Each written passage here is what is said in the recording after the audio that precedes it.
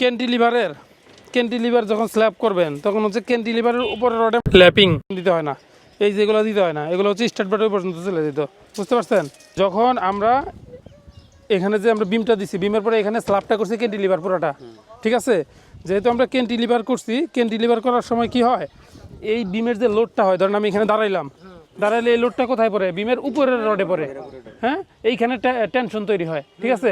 তো সেই ক্ষেত্রে আমাদের উপরের রডের ল্যাপিং দিতে হয় না, কিন্তু অল্প একটু জায়গা, ধরেন 4 ফিট জায়গাতে যদি আমরা আবার ল্যাপিং দিই তাহলে এটা একটু দুর্বল হয়।